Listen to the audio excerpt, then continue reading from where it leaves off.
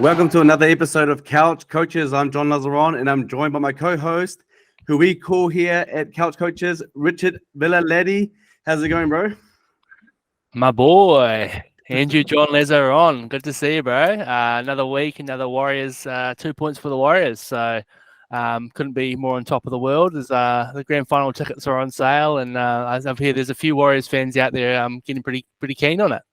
Yeah, well, grand final fever has definitely hit Warriors fans because, well, we can't really say anything about it because it's hit us as well, hasn't it? We've both got tickets, by the way, but they weren't cheap. But you know what? This is one moment where I don't mind being overeager and getting in there and trying to get tickets because there's no way that if the Warriors make the grand final this year, there's no way I'm missing it. I've missed the other two. I admit that for a Warriors OG fan, that's pretty bad on my part, but there's no way I'm missing this one. Nah, I'm the same. I got a group chat with a few mates from high school and from university, and I got a bit of FOMO, and so I just sneak in there. I hear you're up in the nosebleeds, John. You might have to bring your binoculars. We're right by the try line, so we're going to be seeing DWZ, jump over the line with his beautiful locks flowing down, but. I just couldn't miss out. I was and I mean, I've booked flights and everything, so I'm going regardless. I've never been to a grand final. I have been to what was ANZ Stadium at the time for an Origin game, and the atmosphere was amazing. Yeah. So hopefully the Warriors are there, and if not, I'm sure it'll be a great weekend regardless. Yeah. Well, I mean, looking at the Warriors fans pages, people are not shy to tell the world, because that's what you're doing when you're on social media. You're telling the world what they've been up to, and there were so many saying tickets booked, flights booked, accommodation booked. So there are some very overeager Warriors fans, and you know what? I applaud them in that sense. But do you think that if I'm saying if here, because I've got the faith that we're going to make the grand final, but if we don't make it, they're going to many people who are like, crap, what do I do? I've spent so much money, because the tickets aren't cheap. The flights at the moment to Sydney aren't cheap, and accommodation won't be cheap. So do you think people are going to, just, say what to myself, oh, well, you know what? We haven't made it, but you know what? I'm going to make a weekend of this and go anyway. Or do you think people are going to try and sell their tickets? Well, as I said before, me and a few of the boys, we're in, I think we're looking at accommodation. We found some incredibly horrendous looking accommodation in Sydney, which about all we can afford at the moment. So we're in the process of booking that, hopefully today or tomorrow, I think. But I think there'll be a few people. There'll be a few rogue Warriors jerseys. You hear the old, you see the random South Sky. You see that on social media at sort of random sporting events around the world. I think there'll be a few random Warriors guys at the grand final if the Warriors don't make it, or if they do make it, there'll be a lot of random Warriors guys there, and I'll be one of them. Well, that's actually a good point. I mean, at the first Bledisloe Cup game that was played at the MCG, I remember a clip where they were showing a Warriors fan there, just in his gears. He had his Warriors jersey on, he had his Warriors bucket hat on. Had nothing to do with the game, had nothing to do with Warriors except for that. So, it's New Zealand. He was standing there, pointing to the emblem, pointing to the hat, saying, I'm a Warriors fan. So that was pretty awesome. So I think I think what he was saying was actually up the waz, John. Okay, well, yeah. Okay. Well, we'll debate that. But anyway, up for debate. But thankfully for myself, I've got family over there in Sydney. I've got a brother there. I've got cousins there. I've got aunties and uncles there. I've also got a lot of friends there. So I think I'm pretty good for accommodation, even though I haven't reached out to them yet. But I'm pretty safe that way. I'm just more dreading the flights, to be honest, because. I mean, I remember speaking to you about this earlier. I didn't see many flights going over there to Sydney, but you said you found some from Qantas. But I'm surely that they'll, the airlines, Jetstar, the main airlines, Jetstar, Air New Zealand, they will surely ramp up some more flights over there. If the Warriors make it up and make it to the grand final. Yeah, I'd say so. I'd say, John, just book now, mate. The boys are on. They're on the way. One-way ticket to what is it called now? Accor Stadium, is it? Or is that the one in Perth? Accor, yeah. It is Accor Stadium. I don't know. Yeah. Yeah, I mean, I don't know if there's any Waynesville fans out there, but I think Jim Morrison once said if you book them, they will come. And I say if you book those tickets, the Warriors will come to the grand final come October 1st. So I'm fizz, but before the Warriors get there, there's still a few. There was a great round of footy, sort of we've just seen. A few upsets, a few results we didn't see coming. The Warriors, got the 2 points, as I said. It wasn't the prettiest game, but we'll take it. We'll start on Thursday night, do a quick review of the round. Roosters 26, Manly 16. I said last week, don't sleep on the Roosters. I think they're probably out for the season, but there's too much talent in that team, and I'm not sold on Manly. I don't think Manly are making the 8, and that's really dented their chances, eh?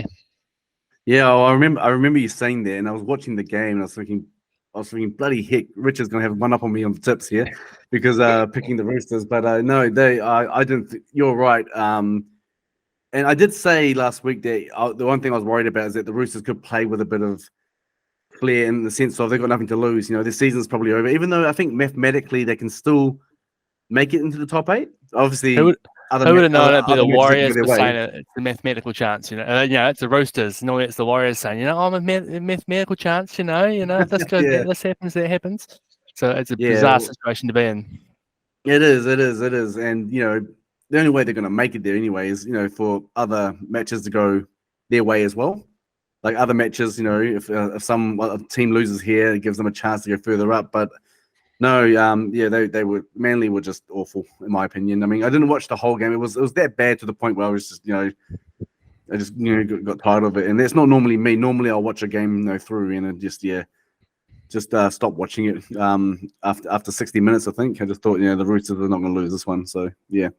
But good win for the Roosters. They needed that because they were they've had a really really really low season. Something that you don't really see from the Roosters, especially with, like you said, with that squad they've got behind them. But good for them. Good for the Roosters. Absolutely. Friday night we had Titans Warriors. Titans 18, Warriors 28. It was a game which, the Warriors won by 10. It did get a bit tight at one point. I think it was 18-all, and then the Warriors scored two tries in the last sort of 10 to 15 minutes. Obviously the Titans had 12 players, and that was the big talking point. Did you think it deserved a send-off? It's hard to say, if I'm going to go back and talk about every sin bin that's gone on this season, due to contact to head, at least a sin bin. But I'm not sure about a send off. But I mean, he did knock Chance out, and normally when a player is actually down on the ground, knocked out, that's actually what that does. It spells it worse for the player that actually committed the offence. For example, if Chance had gotten up straight away from that tackle and played the ball, he might have just got away with just on report or sin bin at the most. But because the fact that Chance got knocked out, I think that that just made it worse for him. And I mean, I'll say for now, yes, fair. But I mean, like I'm still, I wouldn't say like a clear send off.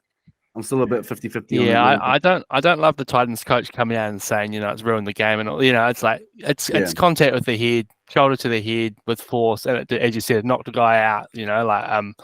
I've got no problem with that being a send off, but it's just consistency's the issue there. Well, was it any different to what I can't remember the player, but it was the shoulder to contact shoulder contact to the head to Dallin. Earlier, and it was only a penalty, wasn't it? Yeah, it was just on report, nothing else. It wasn't even a sin bin. So how do you go from that when there wasn't much difference to what happened to Chance and he got sent off? Or not Chance gets sent off, the player got sent off, and Titans player got sent off. And I was thinking, where's the consistency here? And then you look at Murata's sin bin. I just that was ridiculous. I don't even want to talk about that one. That's That's just... what was the referee looking at? Did he think there was like that new slapping competition that they have? The wrestling competition where they do this. Like, what the heck? It was just a brush, like a little face kiss. Well, and Fafita was the aggressor, Nokura was just getting back to marker, wasn't he? And then Fafita comes and basically gives him the big swinging arm, and Nokura, it was almost just like a reaction, just sort of. Yeah, get out of here, mate, and then gets 10 in the bin. So it was. I don't know, that was frustrating to watch. It was just a bit of a funny game, bit of a messy game. The Warriors kind of probably fell asleep a little bit. I think towards the end of the first half, there was the Dallin disallowed try with the obstruction, which I mean, he was never going to get him, was he? He wasn't. But I mean, like when I watched the game live, when I saw it happen in live, I thought the first thought that came to me was obstruction. But you're right, he was never going to get him. But that was the first thought that came to my head. But going back on the game, the one word I had for it was ugly, and I said that in our Couch Coaches Facebook page. I said this is one of the ugliest halves of football I've ever seen, and and then Webby came out in his post-match conference saying that was a very ugly win. So I think ugly is the right word for that game. I think Webby's been following us on social media. I think. Eh? I think Webby's been following us on social media. He did his halftime check of what the coach is saying.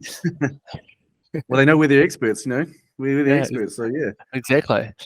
I suppose the other big talking point from that game was just SJ. How good, he's just flying at the moment, just playing such good footy. I think it was 2 tries and another try assist, and even though it was a messy game, I never thought we were going to lose it. I had a mate, I watched it delayed and had a mate round watching it, and he sort of said to me with 20 minutes to go, he's like, "You getting a bit nervous?" And I said, "Oh, a little bit," but I said, Warriors last year probably could have lost it. But you can see at the end, I mean, the Titans just looked absolutely stuffed. I saw when Jaden Campbell scored that try, like he was absolutely gassed. So I think we're always going to have a little bit of extra in the tank in the final 15-20 minutes. And he's a slippery little bugger, isn't he, old Jaden Campbell? How the heck is that guy getting through those tackles the way he does? And he's doing it week in, week out. He's I don't know. Has he got, I don't know what he's got, I was going to say too much deep heat, but, I don't know, too much KY. I don't know what he's got on his leg, but he's got something on him. They're just slipping through tackles there. But, the Warriors, when they were on the Titans line, and trying to attack and use their set pieces there, they weren't getting it right. Like one thing that's been awesome about the Warriors of this season is that they're getting their set piece right, and it's been real clinical, real structured, real clinical football. Which is why again you're seeing Dallin score a lot of tries in the corner there, but they weren't getting it right, and it looked like the Warriors evolved a little bit. But this time though, I admit that even though we're at 18 all, they weren't. I wasn't feeling worried. I wasn't actually worried that they were going to lose. I actually thought that this Warriors team know how to win games, and that's a good feeling to have. It's a good feeling. It's like when the All Blacks play. When the All Blacks play and they're down, that they're a team that can come back. Well, maybe not the All Blacks of last year, but the previous year there. But normally the All Blacks are a side that can come back, and that they can come back and win the game. And that was awesome. That's what I love about this Warriors side. But they need to pick it up. I mean, they had a rest, from the bye. I thought they would come out a bit more refreshed, but some of them didn't look too great. But SJ, going back to SJ, the only thing I could say that was negative about him was that my wife was saying that he shaved his face and she didn't like it. So that's the only thing I can bring up. But yeah, the beard gone. It wasn't a winner with my wife. So yeah, so that's the only thing I can bring up about SJ. Yeah, at least he's still got those boyish good looks and also those boyishly good skills with the ball. Yeah. Probably doesn't need to be too much more talked about that game. I think we've sort of. No. I mean, we might touch a bit more on the sin bin and discussions there. But later on that night, there was what was sort of shaped to be the match of the round. Ended up being a bit of one-sided affair with Panthers absolutely spanking the Storm, 26-6. Yeah. I'm just trying to remember from our picks. Did I pick the Storm in this game? No, you picked the Panthers. You picked the Panthers. We both picked the Panthers, and we both. I mean, we at the time when we picked them, we did say that we believed the Panthers will win, but we thought it would be more of a closer affair. But no, the Panthers blew them off the park. Melbourne were never in it. It looked really. It was another messy game from the Storm side of things, because I remember Harry Grant, for example. I just watching him play at dummy half. He was just losing the ball, looking for options, and he was not getting anywhere. So dummy half is one of the obviously most important positions in the game, because they're the ones that sets up everything, and it just wasn't happening for them. So they blew them off the park, and it's a worrying sign in the sense of how good the Panthers are getting now that Cleary's back. I mean, they were good before Cleary got back in, but they're getting better and better. So for me, they are the team to beat. they are the team to beat. Broncos, another team to beat, but Broncos can have their flaws to the point where actually fix them, where another team can actually come in and beat them. So, but yeah, Panthers just too good. And they are, for me, they're the team to beat. Yeah, I mean, well, everyone knows that, but yeah. I'd much rather be playing the Broncos than the Panthers in the first Oh, round me of the too. finals. That's for sure. Me too. I think we just almost give them the minor premiership again. Like you would have thought with losing Kikau and Coruscant and they lost someone else, and obviously, but it just doesn't seem to affect. Ivan Cleary's just got such a good system there, and scary to see how good this team could be. No, you're right. Saturday afternoon, Cowboys Broncos. Oh, this is right. Yeah, this is my incorrect pick, wasn't it? I had the Cowboys here. But yeah, the Broncos kind of, it was sort of close, but I don't think the Cowboys ever really looked like winning it. The Broncos, get up 30-14. So it's probably the Warriors' chances of sneaking into that second spot gone. I'm still not massively convinced in the Broncos. Like, it was a bit of an understrength Cowboys team, but they do. Broncos they can score some good tries, can't they? Yeah, well, they're dangerous in broken play, aren't they? The Broncos, very dangerous in broken play. You can't give them any inch of space or width because they'll take it. And Reece Walsh is just one of the fastest guys you see. He can just break through a gap there, and you just can't. He'll go flying. You'll miss him.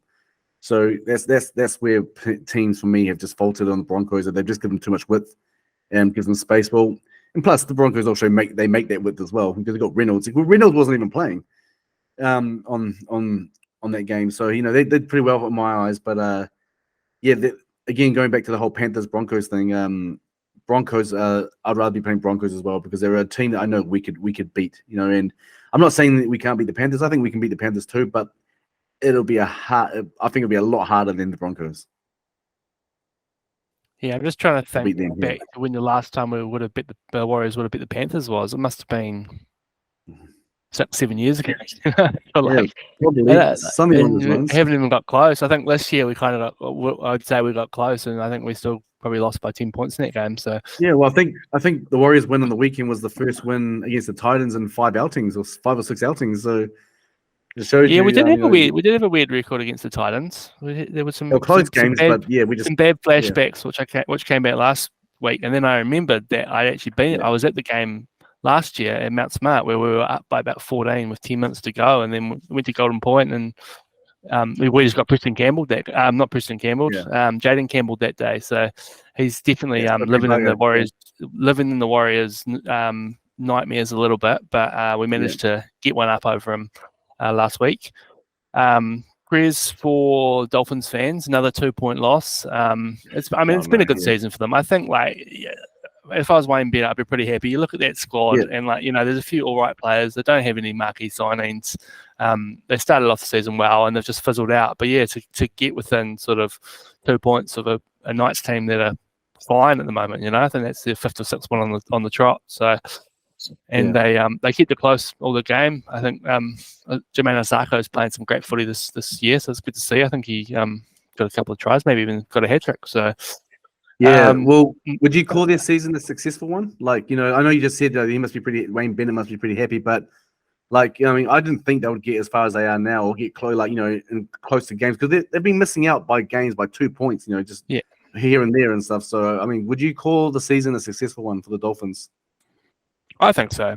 Yeah, I had them as wooden spoon, to be honest, So I think I'll just have a quick check where they are at the moment, but I think they're about 14th or 15th. So haven't but as I said before, they were absolutely flying early in the season, and they've got some good signs coming next year. I think they've got Jack Averillo coming. I think Herbie Farmer's going as well. So they'll bolster the squad for next season. They could be one to look out for. They're 14th at the moment, so they're ahead of the Dolphins, Dragons, and Tigers. So yeah, I'd call that a success.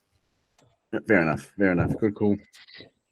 And the Knights, so the Knights are 5 in a row now, so they're really making their play at the finals to make the top 8. So good luck to them. I think did we both have them finishing in the top 8 from memory in our letters last year? Yeah, I think so. Yeah, and I think I've said it before and I'll say it again.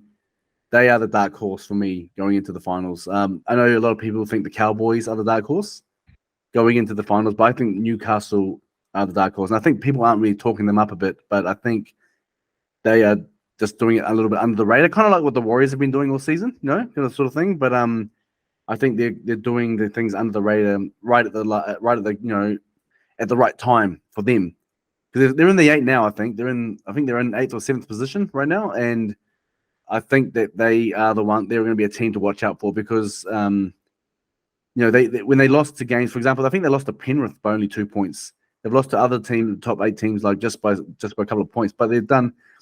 Actually, yeah, they beat the Storm, didn't they? Last week, the week before, they beat the Storm. Yeah, they beat the Storm. Did the Warriors are solid. Yeah, they're 7th at the moment on 27. Yeah. Rabbitohs 26, and the Eels and Cowboys 26 also, and the Seagulls 25. Yeah. So that is a real log jam at the bottom of that. Even the Roosters, we were talking about them before. They're in 24, so they're actually only 2 points off the 8. Amazingly. Yeah. They do have a mathematical chance. They do have a mathematical chance, but I think that they must be in the negative when it comes to points differential. So, big time. I think points differential counts for a big thing here now in this competition, because as you see, it's all jammed in there. You don't know who the bottom 4 of the top 8 is going to be, because that's where I think the top 4 of the ladder is pretty much set itself now. If things go to plan, like the Warriors winning their games and Storm winning their games, I think the top 4 will stay the same. But because I think Raiders are 5th, and even though the Raiders won on the weekend, it wasn't a pretty game for them either, and I don't think they're contenders at all. They may be in there in the finals. They may be in there. They may be in 5th place, but I don't think they're contenders at all. And I just think the top 4 is set. It's the bottom 4 that's going to be the tricky one. Who to pick in the bottom 4, the bottom 8. Sorry, the bottom 4 of the 8. That's what I was trying to say. Then that's going to be the hard one. Plenty of teams fighting for it. One of those teams, the Sharks, pulled off a huge upset. I thought on Saturday. The Rabbitohs are looking a little bit flat, and then the Sharks all of a sudden they're up to 6th. We were basically riding them off last week, so their season's relatively back on track. They were winning 26-0, ended up 26-16, I think. But they were up 26-0 when it was one-way traffic. No, well, they'll play well. I think. The Rabbitohs went great. I'll admit that, but I think that's a real concern for the Rabbitohs. I think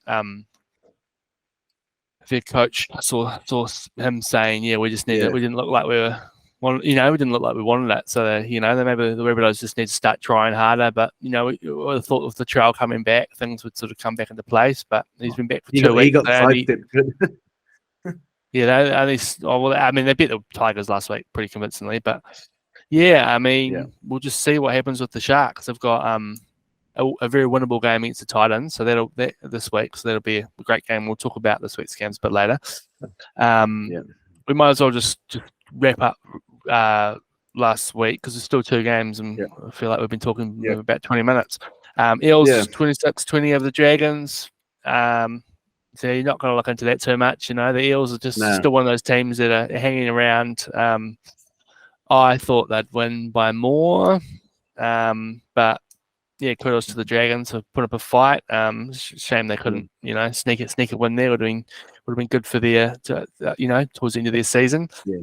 And then the Raiders, you touched the Raiders, 22-18 against the Tigers, and that was hardly the most convincing performance of the round. The Tigers were sort of pushing pretty hard towards the later of that game. So the Raiders could have lost it, but they, obviously didn't. But so that was round. What was that? Round 22, 23. Lost track. 23, yeah. Well, should we go into the Warriors team list? Yeah, why not? It's not too different from last week, is it? No, well, the only change, well, I wouldn't call it a change because he played last week, because he came on as the 18th man. Tony Tuapiki coming on because of a chance having to stand down for 11 days due to the protocol they got now. Hey, he's a good player, eh? He's really good. I like him a lot. I've seen from this season, but I thought he was brilliant. Coming on from 18th man last week, I thought he was brilliant. He got tested a little bit under the high ball a couple of times, and he was solid and made a few big defensive plays. He's lightning on his feet, with the ball in hand. So very good fullback for us to have and especially next season with Roger coming back, we're gonna be stacked full of them. Yeah. Well, I think like I totally agree with everything you said. I mean, he did have a few passes that went a bit wayward, but he hasn't been in first grade for a while because he's been playing, for New South Wales Cup team. Plus, Chance has held his spot, but when Chance hasn't been there, he's been there, and I think he's done great, especially under the high ball. Being under the high ball must be one of the hardest things to do. To get your head around, especially when you're a young fullback playing in the big games like this, and every NRL game is a big game, sort of thing. So to have him do what he did was awesome. And I think he deserves a spot there. Question is for me, what question I have for you though is, if Te Maire Martin was available this week, what would you have done? Because obviously he can play fullback as well, and he did it for the Broncos successfully. What would you have done? If you were the coach? If you not just a couch coach, if you were the Warriors coach, who would you have had in there? Tuapiki or Te Maire Martin? I'd have Tuapiki. I think he's been playing New South Wales Cup. He's sort of he's had a couple of chances when Chance hasn't been playing earlier in the season. I think he's been great. So I rate him, and I'd have him there. But Te Maire Martin does offer a really good. He does have that utility factor, isn't he? So I mean, when he's fit, and if we're I mean, at the moment we're sort of, our bench is like, I mean, if you look at our extended bench this week, I think we've got Freddie Lussick, got Bunty, we've got Volkman there, we've got Vilea, and there's like another player who I'd be very happy to have in the starting 17, in the 17 on game day as well. So, I mean, we've talked about the depth plenty on our podcast, the 2 episodes we've had so far, but yeah, it does just show how good this depth is in this team. Yeah. Well, I mean, how do you think Jazz went on the weekend? It was his first game back after a while. Yeah, I sort of didn't really notice him. As I said, I watched the game delayed, and I missed probably the first 20 minutes of the first half, maybe. And it sort of took me a while to I probably wasn't in full, sit down, watch this. I was just trying not to look at my phone because I had a heap of messages from group chats, obviously talking about, one of them was just, that was that the worst decision that you've seen in your life, and I haven't had it confirmed, but I presume it's the Nuakori sin binning. But yeah, I mean, he was a bit quiet, I thought, by his standards, but also he didn't do anything bad. I don't think he gave away too many penalties. And first game back. No, I mean, you wouldn't expect him to come out flying. I thought Dylan Walker was great, so I'm just really excited if those two can get some more game time together and seeing what that partnership will be. And I mean, we talked about last week about with Jazz coming in, who would you take out? And we sort of thought maybe Serenane, but they went with Bunty, which is interesting because he's the only. I mean, obviously Dylan Walker's and is playing in the middle now, but I feel like Bunty's is an out and out front row, and it is good to have an out and out front row on the bench. But so we'll see. I mean, I don't think there will be any changes this week. But I suppose this means that if we do get an injury, we're pretty handy backup. Yeah. Well, I don't mind it, to be honest. I know that in the past, when we've been down on troops, in the past couple of seasons, I know that Jazz has actually played prop. He's played the front row before. And the good thing about Jazz is that he just does it with enthusiasm and stuff, and he still gets he still can take the hits and stuff. So I don't mind it, and I'm actually liking our lineup as well. So I thought they would have taken out Bailey Simonin. I actually thought that would have been the case, but no. And Webby we trust. I think he got it right, and I think he's got it right for this week as well. And I guess we'll see against the Tigers, who we have to applaud them, don't they? They're the only team in the NRL that has said, we want to thank you, Warriors, for keeping the competition afloat. We're going to come and bring a home game to you. They've sold out stadium there. FMG. What's called. I know some. FMG Stadium. That's right. FMG Stadium sold out. 28,500 people sold out, and I just think they need to be applauded for that. For doing that, and again, just echoing the words of Warriors CEO when he said, you hear a lot of talk about all the other clubs saying how the Warriors did this, did that, but they're just words. you see no action come, follow those words. So the only team that to show action with their words is the Tigers. So they may be in the bottom of the table. They may be a bit of strife for on and off the field, but at least they've kept to their word and are doing what they said they would. And yeah, applaud the Tigers for that. And I think Warriors fans will feel the same. I think a lot of them feel the same. There's actually word on the Warriors fans pages about people trying to organize a haka, in honor of the Tigers for doing that. So yeah, that's how I think a lot of Warriors fans will feel the same way.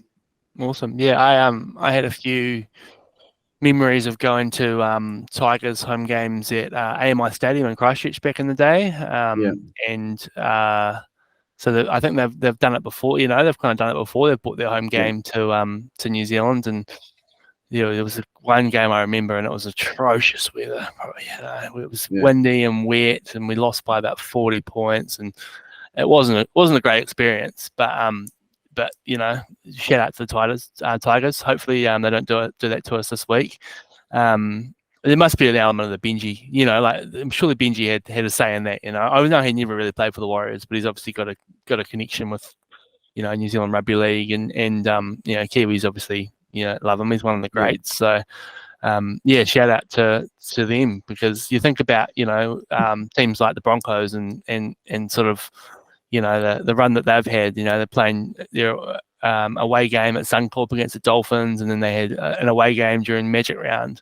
I think at one point they'd played about 8 of 10 games at Suncorp or something. It was ridiculous. So when you think about the travel factor already for the Warriors is so much bigger than anyone else. I can't remember the stat, but a few years early in the season there was kind of like a graphic I saw on social media, and it was talking about the travel hours of each team. And I feel like the Warriors were about 6 or 7 times what the Broncos were. So do they even get away games, Broncos? Yeah, I know. Do they even play away? I mean, Magic Round, it's an away game. They've got a home game this week at the Gabba, so they're going to travel all the way to the Gabba. It's tough, isn't it? Prayers for the Broncos this week. They're going to be having a real hard time, but it'll be great. I'm really looking forward to seeing the game on Saturday, Saturday 7:30 slot. We don't get that slot very often, so it's a special occasion when that's the case, because we normally get that sort of 5 o'clock one, eh? Yeah, exactly. Well, going on, we just mentioned the Broncos, etc. Giving them a bit of slack there, but in the Tigers, talking about the Tigers before, because I'm just looking at your jersey, and that's the old '95 jersey when they ran out, and when the club was born. That's an authentic jersey? Yeah, well, I got it from an op shop for about $29. Far out, lucky you. 10 years ago. Any of our followers from Christchurch, and I'm sure there's a few of you out there, may have been to Toffs. Toffs was like a warehouse. It's like a charity shop on roids. It's a full warehouse of And I was just, having a look through, and whenever I go to an op shop, I always have a look. I always have a look and just see what sort of gems I get. Yeah. At the time, I was collecting rugby league jerseys. I used to have a bit of a collection of antique ones, and then I kind of sold them. Must have needed some money for something, and I sold them. And I'm pretty gutted. I had some beautiful old ones, but this was $29 from Toffs. Right. So that is very lucky. I think it's a 96. I think it's a 96 jersey though. Okay, still.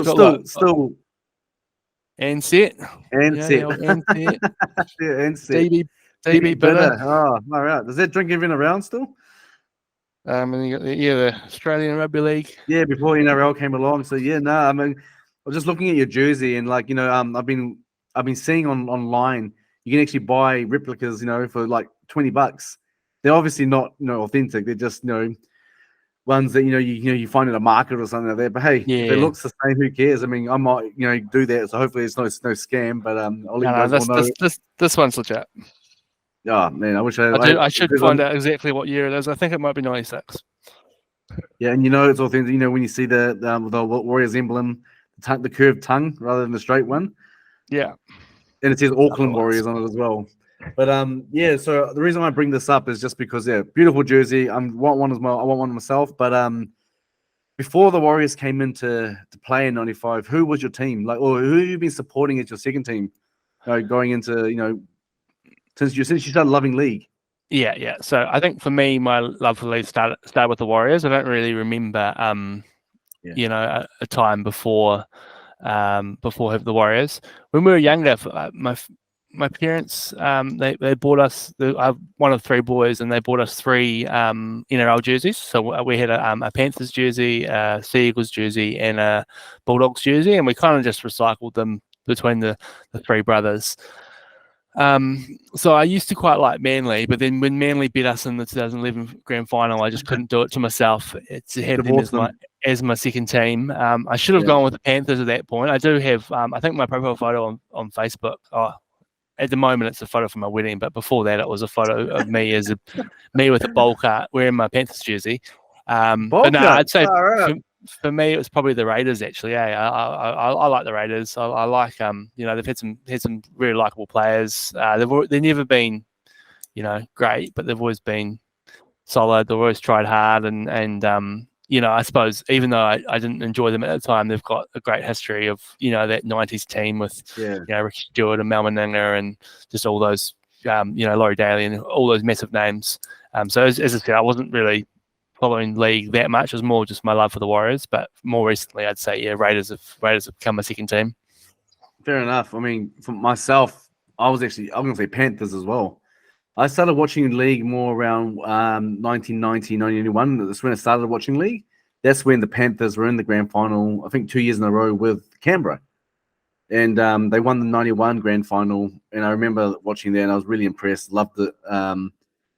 And so I got excited when players such as Greg Alexander, came over to the Warriors on the 95 side. And but yeah, Panthers and little soft spot for Parramatta. Little soft spot for Parramatta, not because because Hindy didn't win a premiership in his time there, but because I know he's a bit of an issue with it, but more due to the fact that when I was in Australia and playing a bit of league there, I was in the area, playing around the area and stuff. So soft spot for Parramatta, but it was all Penrith were my team, my second team, and they still are. But my love for the Warriors is so strong that even though they're Panthers are my second team, that doesn't even come close. So yeah, but if I was to support another team, it would definitely be Panthers. But I might even jump on the Dolphins bandwagon since they're new.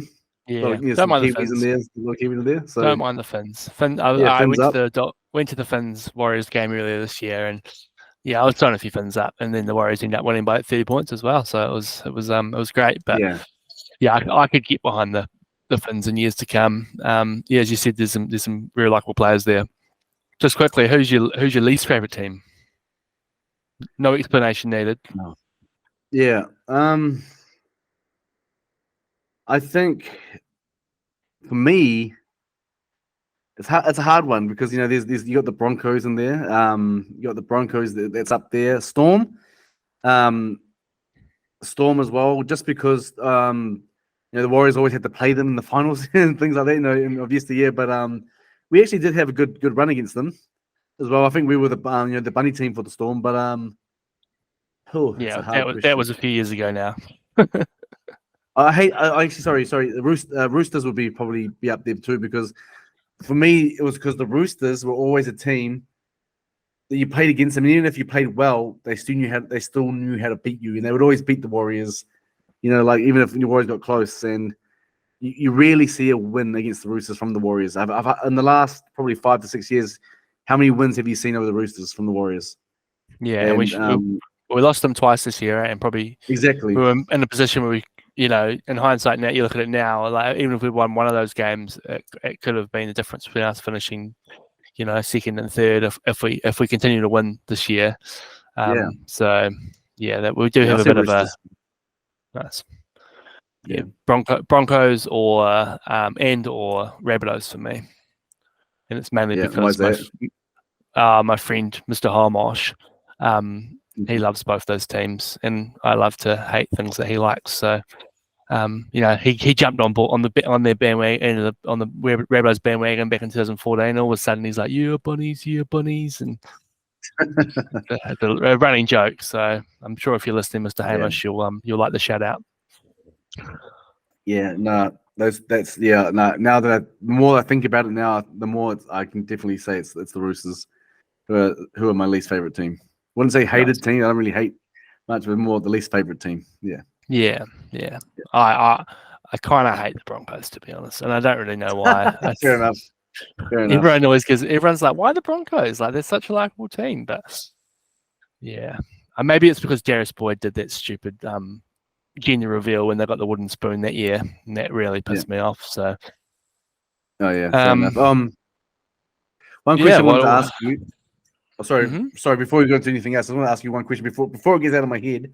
There's been a lot of talk about the Dally M's, right? With Sean Johnson, thinking that he's going to win. I think he's going to win it as well. If he continues to do what he's doing, I think he's going to win it. But I wanted to ask you about Coach of the Year because a lot of people are saying Webby, which I believe he deserves it. But there are also a lot of people saying Kevy Walters, head coach of the Brisbane Broncos, because of what he's done with the team as well. But in my eyes, Webby deserves it because he's come into a side. He wasn't even a head coach before. Kevin Walters was a head coach before. He's been a coach for a while. Andrew Webster's been a coach. He's been an assistant coach, sorry. He's been around the scene for a while, but he's an assistant coach. He's taken up his one chance, so his first chance as a head coach. He's gone in there, done the job. He's gelled the players together. I don't even think he recruited the players. The Warriors recruited, but he's been given a roster. Work your magic with this roster, and he's done it. And I think that to do what he did from a team that was in the bottom two or three last year, or even the year before, and to turn them around into what they were, to what they are now, I think he deserves it. And because with the Broncos, they were doing. They were last. I can't remember if it was last year or the previous or the year before. They were doing well for a while. They were on a hot streak, but then they slept. Last year they were fourth with 3 rounds to go, and then they missed out on 8, didn't they? That's my point. That's my point. And I'm not saying it's Kevy's fault. I'm just saying that he's had time with them and he's done things with them already, and he's done a good job this year. And he's got Reece Walsh in, he's got some good recruits in, and they've done an amazing job. I'm not arguing with that. I'm not saying that he hasn't done a good job. I'm saying that I think Webby has come into a more difficult situation. He's come into a more difficult scenario where he's had to go in and he's had to and start from scratch, where Kevy didn't have to start from scratch. And I think what he's done with the team and how he's gone about it, not just with the team play on the field, but off the field, everyone's gelling, everyone's happy. And I think a lot of the credit has to go to Webby because of that. And I think he deserves the Dally M Coach of the Year. Not being biased, taking the bias off me from bias head off me for a second. I think he deserves it. I just wanted to ask what your thoughts were on that. I mean, I'm going to be biased and say Andrew Webster. Yeah, absolutely. I'm full team Webster. I think that we've just talked about it before. The fact that the travel factor and the fact that the Broncos have played so many games at Suncorp. I think they've played 3 extra games at Suncorp, technically as away games this season. That just makes me feel like, I mean, what Andrew Webster's done as a coach is rookie coach. Yeah. Absolutely. Yeah. Andrew Webster all day. Exactly. I mean, Kevy Walters will get it because that's how you reckon? That's how things work in the NRL. I mean, I wouldn't be surprised. They'll somehow find a way to take the Dally M off Sean Johnson and take the middle forward of the year off Adam Fanua-Blake. But let's hope. Maybe that's something. Maybe that's one for next week. We'll give some early Dally M predictions. All right, we'll do that. I mean, obviously with RTS winning it as well previously. Hopefully that's not going to be the case, but we'll save that for another time. So we'll save it for another time. Yeah, sounds good, man. Should we have a look at this week's games? Mm-hmm. We did have the Simbins on the list, but we sort of touched on that, didn't we? And I mean, it's just the consistency is the issue. There is that I sort of there was a bit of difference between that one that was on Thursday night with Nathan Brown. See that Nathan Brown on for 10 seconds or something like that. Yeah, he ran and charged him like a firing bull. Yeah, he's one of those. Bull. He's one of those players, Nathan Brown. Yeah, but just on the refereeing, take away this. So not the sim bins and the send offs for a second. The refereeing, though, do you think the refereeing has been up to scratch this season, or consistent? No, there's definitely been plenty of sort of discrepancies in there. but I don't know. I feel like maybe the fans aren't complaining as much as they usually do. I don't know. Maybe because the Warriors are actually playing well and winning games, have stopped complaining about the referee so much. Yeah. I don't know. I just feel there's so much inconsistency with the refereeing across the board, not just with the Warriors games. I'm talking about across the whole board of every game. And like against the Raiders and Tigers, there was a blatant forward pass. I don't know how they didn't pick it up.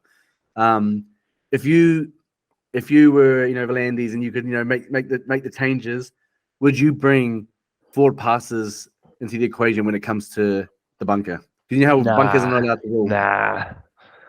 This.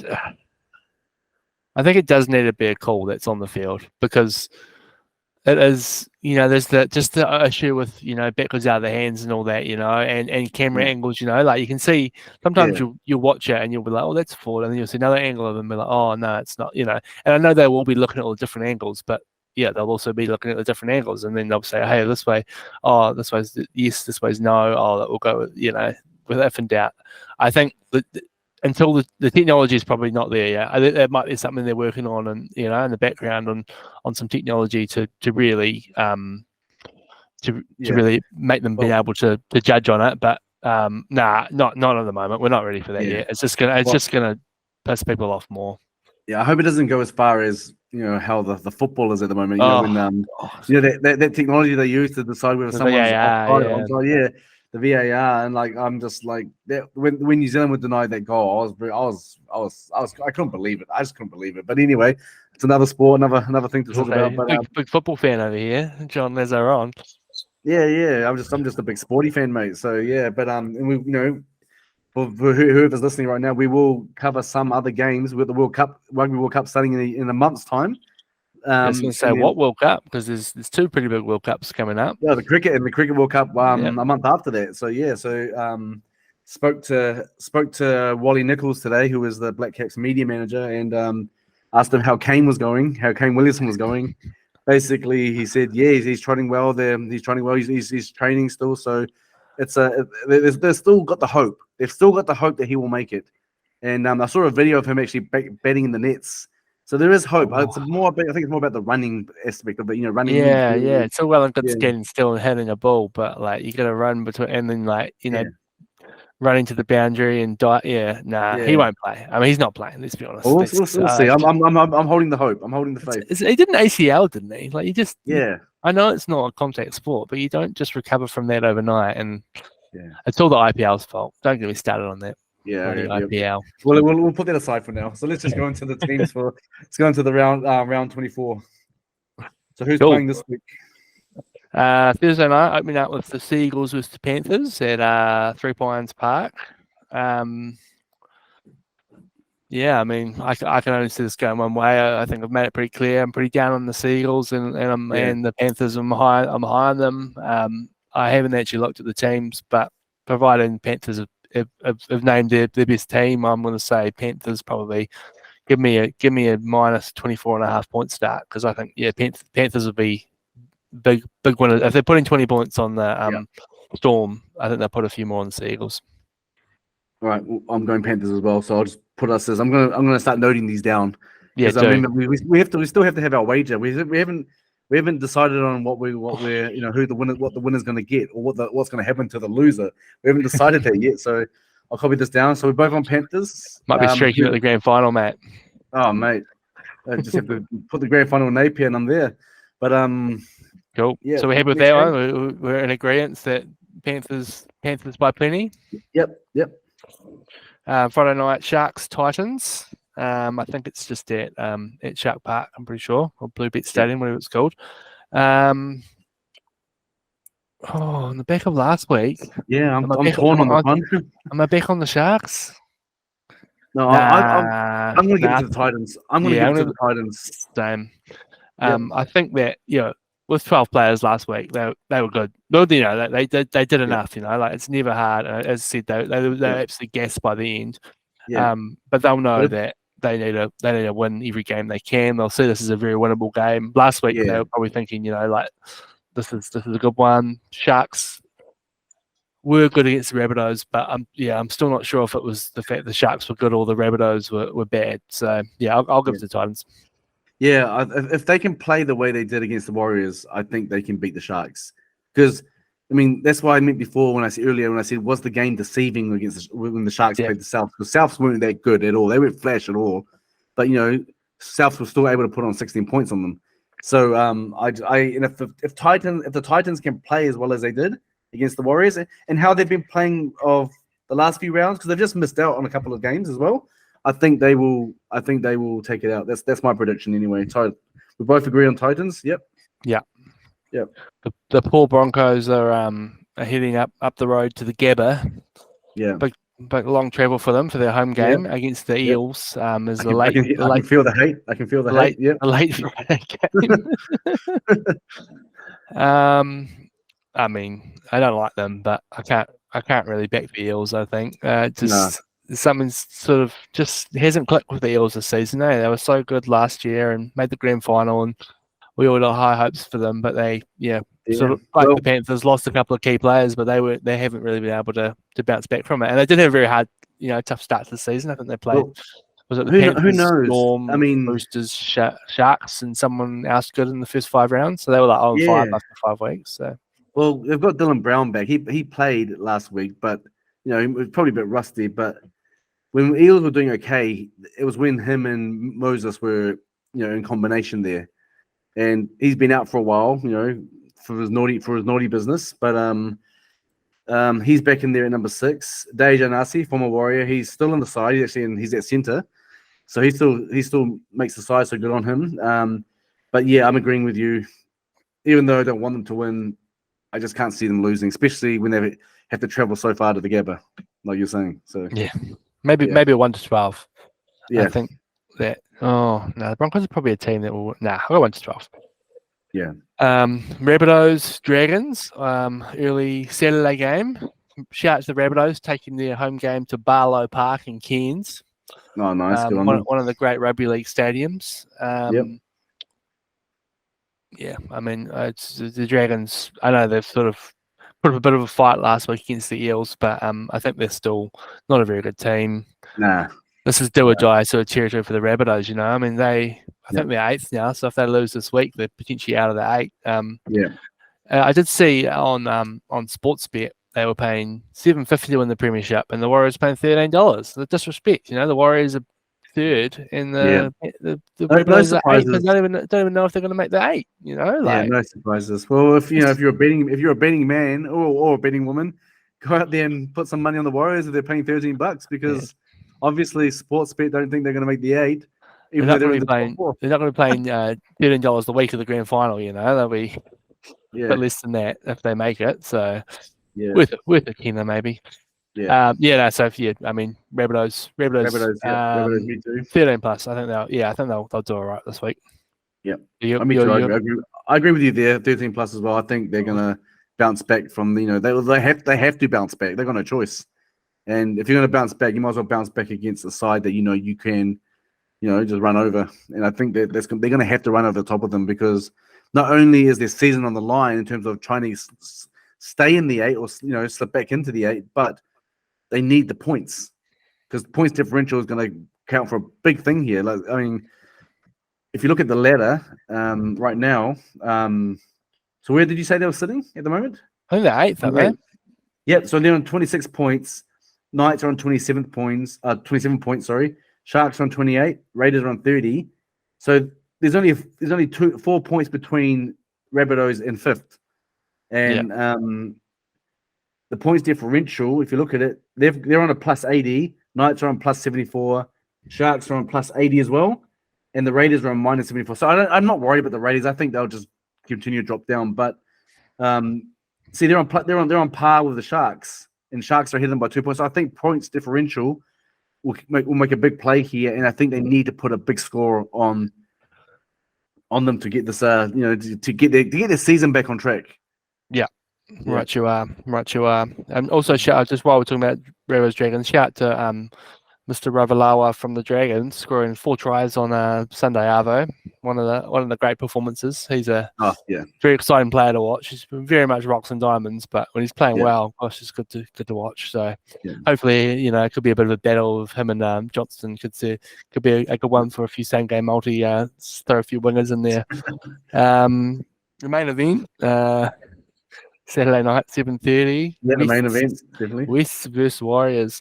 To be honest with you, we've got a bit of a shocker of a round. We've had a couple of rounds where we've had heaps of really good games, but they're all pretty one-sided this week. And I mean, you won't be surprised to hear that I'm backing the Warriors. Away from home at FMG Stadium. Yeah. Well, we've actually done really good away from home. I think the last game that we lost away from home was against the Panthers, but since then we've won every home game. Every away game since. Yeah. There you go. So I'm picking Warriors 13 plus. Are you the same? That's a stat. Yeah. Yeah. If it was last year, I would have just gone 1-12 because we had a couple of close games against the West, but no, this season 13 plus. Yep. And I'm looking forward to seeing how Tane Tuapiki goes. Roosters Dolphins late night Saturday. Could actually be a good game. I mean, I've liked the Dolphins. I'll probably go judging the last 2 weeks. I'll go Roosters by 2 points. Yeah, I mean, I think that it could be close. Because the Dolphins can score points. I think just defensively, they can also leak them. So yeah, along with the Titans game against the Sharks, I think this would be the hardest game to pick for the round. Roosters, they played well last week, got the win, but the Dolphins only just lost to Newcastle. Newcastle are on they're on fire at the moment. It's a hard one. I would put my tip to be. I'm going to say Roosters. I think they'll take it. I'm changing. I'm going to go Fins just to mix it up because I think we've got the same games in each, and we need to mix it up a little bit. So that could go either way. I reckon that could go. That match could go either way. Sort of thing. Nah, Fins up. My new second favorite team. Yeah, well, they've got to start not trying to win the game in the last 5 minutes. Yeah, they got to start doing it.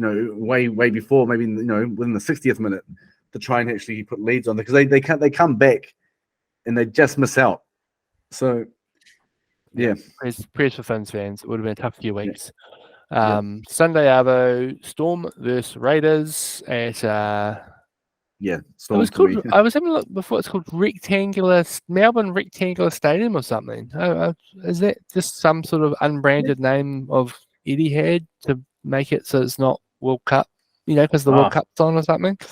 I thought they were playing at AMI Stadium, AAMI Stadium Park. That's where I thought they were playing, but yeah. Yeah, maybe that's what they're calling that. But Storm weren't great. They don't really put 2 bad performances 2 weeks in a row, do they? So not at home as well. Not at home as well. So I got 13 plus for them. 13 plus. Phew. Huge call. I'll go 1-12. But Storm take it out, and the mighty Newcastle Knights. Up against the Bulldogs to finish off the rounds. The Knights obviously got out of jail last week a little bit. Bulldogs got out of jail the week before against the Dolphins as well. So 2 teams that have coming off 2-point wins off the Dolphins. So any Golden Point fans out there could be not a bad little shout. Yeah, true. I'm going to pick an upset here. I think I do think the Knights have been playing good. But they've won like five straight. Yeah, 5 in a row now. Straight, and you got to lose at some point. And the Bulldogs just look like, Kikau's back. They're looking just a little bit better than they had been, and probably they're close to the strongest team. Avarillo's playing some good footy out the back, So, I don't mind picking an upset here. I think the Doggies might sneak a win at what is that? McDonald Jones Stadium. Newcastle home game for the Knights. Yeah, I'm surprised by that, but fair enough. I didn't see that coming. But yeah, I just think that the Knights are too on hot. Even if they win, even if they just take it up by like 2 points, 4 points, and win the game ugly, I still think they're just going to have too much power for the Knights. But I do know that I think Best is out. There you go. It's big out. Yeah, he's out. He's out. So, but you got players like Kalen. Kalen's on fire at the moment. Kalen Ponga's on fire. Jackson Hastings on fire too, but I think he does things under the radar. I think he does a lot of things under. He sets a lot of things up for. I reckon he's actually one of the vital cog to their current success. Is Jackson Hastings, because he is just setting the play up. Like Ponga's getting all the accolades and stuff because he's getting the ball and scoring the tries and doing weaving his magic. But the ball, people got to remember in rugby league, the ball needs to get out there in the first place at a fast pace, and create that width, and he's doing. And Jackson Hastings is doing that. So for me, I think he's just gone a little bit under the radar with his plays. I'm sure he doesn't mind that as well, because they're winning 5 games in a row, and I think he's the vital cog. So I think at home they'll be too tough to beat. I actually think they'll. Yeah, I'm going to say 1-12 in this one, but I still think they'll beat them. But I love how the fact that you're picking an upset, which is if you actually come away with it, then all good for the Warriors. Even better for the Warriors. Yeah, well, I don't think we need to. The Warriors, the way that they're set out. I mean, surely they're locked in. Top four is locked in, isn't it? Like, all going well. Speaking of the Warriors, did you have a Warrior of the week? Warrior of the week. My Warrior of the week. I was going to say Tuapiki because of the way he had to come on as 18th man, but I think I just think Johnson. To be honest, Sean Johnson. What he did, because I love the way he just scored his tries with ease. His second try was off some Dallin magic. Yeah, it was amazing. Some magic there. I think Andrew Voss was calling him the magician. But yeah, that was a magic ball he pulled out around the corner there. Just looped it around the corner there. 3 guys on him as well, eh? Yeah. There's 3 guys on him tackling him, and he still managed to get it out there. Yeah, I don't know how he did it, but it looked amazing. And his kicking game was on. Kicking off the 4th tackle down to their end. In the ball, just holding up. Just before the try line or after the try line. I think he was magnificent. So yeah, as much as I don't like to say it, just because I know that my wife will love, put a smile on her face. Sean Johnson for me. No. What about yourself? Tuapiki for me. So I just, I mean Johnson, was incredible, but we're just getting used to seeing that from him. But I love to see, a young guy come out and I don't know, make an impression like he did. I thought he played really well. Especially coming from 18th man. So he's just one that I really hope we can hold on to. I thought like Vailea was my one last week, because he'd got his contract, but I really hope that we can find a way to keep him and to get him playing as much footy as possible. We sort of talked last week about the back line next week, but he's someone who you could throw in there as well, last week for next year. So we'll see what happens. Yeah, I mean, do you think the Warriors not be in trouble, but do you think that there's a possibility that they have to watch out for about being a little bit complacent, knowing that their run to the finals is a much softer draw compared to other sides? Do you think that there's that worry of complacency there? Because I know that Webby after his on his post match conference, he was saying that that game there. He said it was ugly. It's not the way we want to be playing and things like that. That's not where we're at. That's not where we're at and stuff. Do you think it was just because having a big long rest they were just a little bit rusty, or do you think it was just is it possible that there's some complacency just creeping in? No, I don't think so. I think they probably got. I'm kind of happy that they got that one probably out of their system when they did, and still got the win from it. Yeah. I'm expecting a much tighter clinical performance this week, and then we've got the Dolphins and the Dragons to finish, and the Seagulls to finish off the season. So, I mean, you expect we should win 3 of those 4 at least. Maybe 4 of the 4. Seagulls. I know I'm not hot on them, but we haven't had great luck against them the last few years. But Nah, I'm not too worried about the complacency. I think this maybe in previous years you would be, but I'll take a soft front home and three or four wins over getting spanked by the Panthers or the Storm by however much they have spanked us in the last couple of years. Yeah, fair point. I mean, I don't think it's creeping in either. It's just a question because but when I was watching on Friday, and the way that things weren't just clicking, the passes weren't clicking, a lot of mistakes. The Warriors made so many handling mistakes in that game. Yeah, but they could have been up 30 to. They could have been up like 30-6 at one point. When they were up 18-6, and then they had that disallowed try that for down on the corner, which I mean, I know that's the rule, but there was no way that he was ever getting it close to Dallin. It should have been a try. Coming from my one-eyed Warriors, from one-eyed Warriors fan. And then there was the other try. There was just that forward pass. I think it was Walker to Metcalf, I think. And Metcalf was just a little bit ahead of him. I think he was trying to tell Walker, pass the other way. But Walker hadn't got the message. So, so we could have been up 36. And, if we were in that position, we could have ran away with it a bit.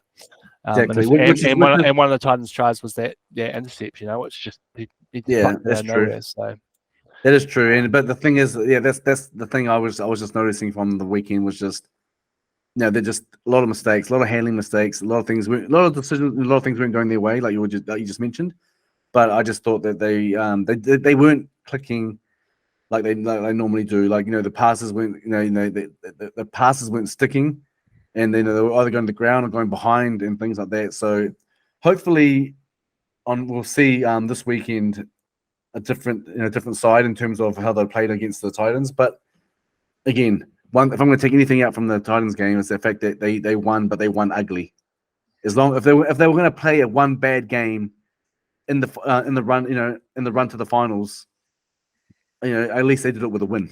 At least they did it with a win. So let's just hope they're just still clinical as they've been all season, and they put a big number on the Tigers, despite the fact that we're grateful to the Tigers for coming here and giving us the home game. Well, those Waikato folk must be so happy, because they sold out. They sold the game out really quickly. So good on them. Yeah, great to see. Yeah, shout out to the Tigers. Shout out to Benji. Shout out to all the Wars. Shout out to all the fans out there been listening. Probably called it in there, will we? I feel like we've rambled on enough for another week of Couch Coaches. The drill. John, final last words.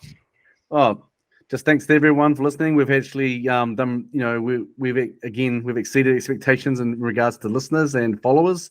So we're really happy. We're thankful, and we just want to ask you, just to support us by sharing this podcast with your friends, with your family, whoever's a rugby league fanatic. Share the podcast with them. Follow us on our page. It's Couch Coaches, but at the moment it's Coach Coaches. Is that right? Coach Coaches at the moment, until we can get it changed after the 60-day stand down period. But if you can subscribe to our podcast and stuff, it would help us a lot, and it gives us the strength. It gives us the energy to continue on with this, because we're enjoying this, and just thank you to all for listening to us. But thanks again, Richard. That was awesome. And come on next week. Go the Warriors. Up the Wars. Yeah. Hey, everybody.